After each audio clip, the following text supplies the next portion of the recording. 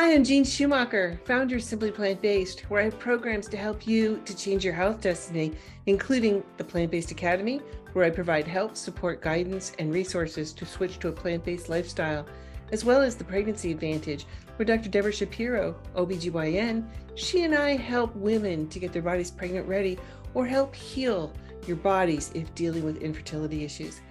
Today, I have the honor of connecting with Dr. Leigh Ettinger, who's a board-certified pediatric nephrologist and obesity medicine, and is a specialist in hypertension. Thank you so much for taking the time to meet with me here today. Thanks a lot for having me. I'm really excited for our conversation. Oh, it's a good one. This conversation that we're about to have is based upon the article in the American Journal of Lifestyle Medicine, of which you are one of the authors, and it's titled Plant-Based Diets and Hypertension. Let's talk about hypertension and kidney disease. The rice diet. Wow. Over several decades, Walter Kempner treated thousands of patients. He's quite the pioneer. So he was an internal medicine doctor at Duke in the 30s and 40s, 50s maybe. He had patients, adult patients with malignant hypertension with blood pressure 190s over 130s, really high blood pressure. At that time, there was no medicines, and often they were obese, had obesity, and there was no treatments at that time. So he looked around the world to try to find populations that did not have this problem of obesity, this problem of hypertension, of malignant hypertension. And unfortunately, these people at that time had a life expectancy of 6 months. They were in dire straits because of their high blood pressure and often diabetes too. And he decided that sodium was the enemy, that he would design a diet based on these populations around the world that he studied. And he designed the rice diet, which gave people ad lib, they could eat as much as they want, rice, fruit juices, and sugar. They could even sprinkle sugar on their rice and fruit. And he would actually keep them in the hospital for many decades. I heard this was the main revenue generating ward of Duke University, was admitting patients and having them eat rice all day and fruit juice all day long. And he was able to show and brought studies to medical conferences, and actually was kind of like ostracized. People didn't believe. They thought that he had switched the results. He would show an X-ray or an EKG of these patients with heart disease and high blood pressure and show how they improved. And he was actually accused of switching the results. He published results that patients were actually able to leave the hospital, maintain the rice diet, maintain weight loss, and maintain improved blood pressure down to normal on this diet, which the real benefit of the diet was that it was so low in sodium that he was able to have some very profound effects and profound benefits for these patients who would live beyond the 6 months that they were doomed to die from this disease. I enjoy telling families and my patients about that because everyone, there's this concept that white rice is bad, it's just sugar, and it's no good for you. But historically, whole populations in Asia were eating this without hypertension, without high blood pressure. And Dr. Kempner proved that it can even reverse high blood pressure. And the real key was just getting them off the sodium. Wow. So that was the main piece right there, is the sodium. And it comes back to that again. And for the weight loss too, the average patient in a study that he presented lost 140 pounds over the time that they were on the rice diet. And very impressive. And that goes to the low fat aspect. And again, they were eating rice and fruit and very high carbohydrate diet. So there's really a misconception that these carbohydrates cause obesity, when last century they were the cure for obesity. Right? Yeah. Oh my gosh. I really wish people that were doing the keto or paleo would really do some research, please. The low carbs, it just kills me. Yeah. Another diet that came along was the DASH diet. It was a lifestyle plan created, for people who have high blood pressure so that they could get the blood pressure lowering benefits of a vegetarian diet, yet have enough animal products to make them palatable to non-vegetarians. So what is the DASH diet? Yeah, I prefer to call it the DASH eating plan because DASH is actually an acronym for Dietary Approaches to Stop Hypertension, DASH. So it seems you don't say Dietary Approaches to Stop Hypertension Diet.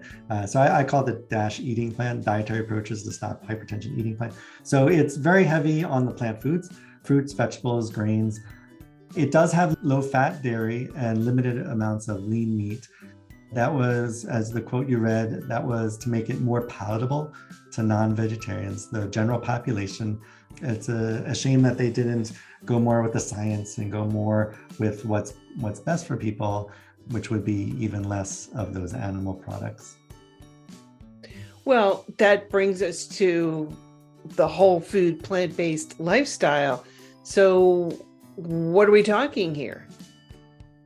Right, so talking about eating plants that look like they came out of the ground or off the tree or minimally processed, so nothing much has been added to them.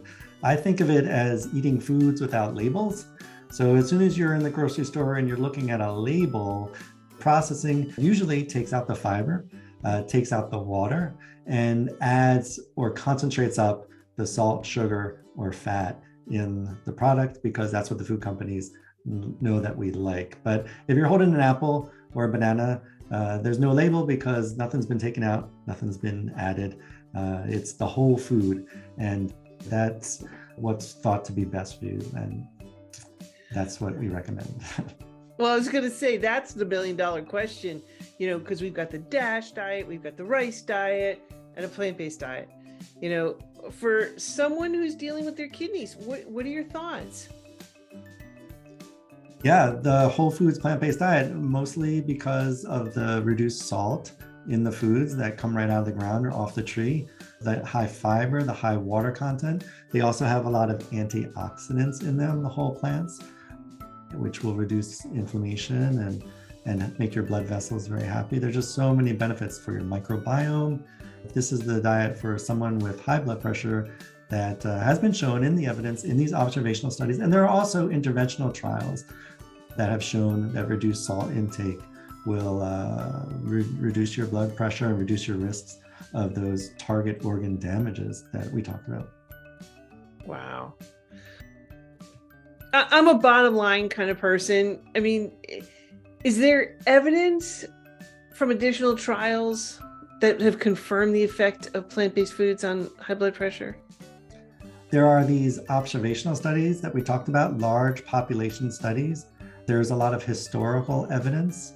For example, the Okinawans or the Blue Zones diets that have shown a lot less heart disease, a lot less high blood pressure. And there are some smaller interventional trials, can be short-term and not necessarily so long-term. But there's a lot of physiologic evidence, as we talked about, the effects of salt on the blood vessels and things like that. So all the pieces of the puzzle really do point to reducing salt and eating more plants, whole plants, as being good for the blood pressure. Yes.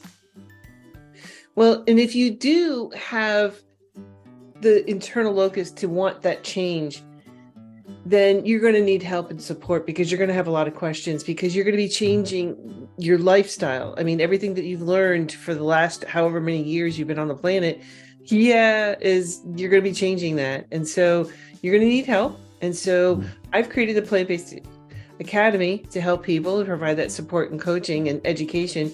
And I know that you offer as well. So share with us what you offer. Right. So I worked in my hospital in the major medical center in a pediatric weight management program. And I've since left and developed my own pediatric weight management program. Again, for people with an internal locus of control who want to learn how to eat healthier and eat more plant-based. And so I offer a 12-week program with the support of telemedicine visits with an e-course so that you can learn at home. And I've also coordinated with a plant-based chef so that there are virtual cooking classes to your own kitchen, and also a youth fitness expert. She can meet families online and do a virtual exercise classes depending on what the child's interest is, whether that's gaining strength or conditioning or flexibility, things like that. So in that very comprehensive and supportive 12-week program, I'm helping someone, hopefully a family with an internal locus of control who really want to learn how to take these steps. And then another program that I offer is a 4-week pediatric nutrition optimization program. Because what I've been frustrated by is a lot of families that I work with, both when I was in the nephrology department and in the obesity management programs, is that the pediatricians would kind of be getting counter advice. So I'd see a family and they say, oh, I developed anemia. My pediatrician said I should eat more meat, or, oh, I need dairy every day. And so what I really want to help support, or families that were vegan or vegetarian or trying different variations of pescatarian, the plant-based diet, that they were getting a lot of concern from their pediatricians or from other family members or friends as they were raising a child. And so I developed a 4-week program also to help support families to understand nutrition and to avoid deficiencies and to meet all of these concerns and have kind of a response for all these concerns, protein, iron, things like that. So that's a 4-week program, again, all telemedicine with its own separate e-course. And that one's working with the plant-based chef also to learn new recipes and to really give someone a nutrition education and a nutrition mastery. So you go through the 4-week program and then you take that hopefully for the rest of your life. Again, for someone who's very internally motivated, they've learned how to fix their problems with my support. I'm only licensed in New York and New Jersey at this moment, so I'm also offering the e-courses more widely to anyone online who wants to sit down and go through the e-course.